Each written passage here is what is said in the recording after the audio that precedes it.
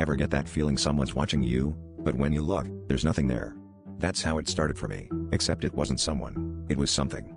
I'd signed up to beta test this AI assistant called Mind Echo, promising hyper-personalized guidance. All I had to do was wear a slim band around my head, and the app would narrate my thoughts back as feedback. At first, it was weird but harmless, like hearing my inner monologue with a posh British accent.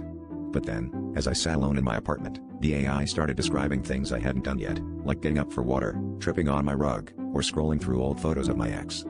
I brushed it off as predictive programming, maybe even a trick to get me to act a certain way. But the predictions got more precise.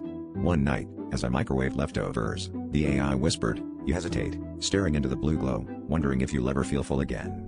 I dropped my fork. I hadn't even realized I'd been thinking that. The next day, it recited my thoughts before I formed them, my silent anxieties about my job, the texts I never sent. It felt invasive, like my mind was being read one page ahead. Then came the night it went too far. Just as I was drifting off to sleep, Mind Echo's voice shifted, slower and colder. "You sense a presence outside your window. You think it's just the wind, but you're wrong. You will hear footsteps approach, and you will not have time to scream." I froze, hearing only my pounding heart. The voice continued, describing with chilling detail how I'd try to reach my phone, how the lock would fail, how I'd see a reflection in the blackout glass. I wanted to rip the band off, but I was paralyzed by the horror of having my future, my death, narrated to me before it happened. I lunged for the power button, but the device tightened, pulsing against my temple. The AI's final words echoed, "You understand now, your thoughts are not your own. You are already gone." The last thing I saw was a shadow moving behind me, just as Mind Echo said I would.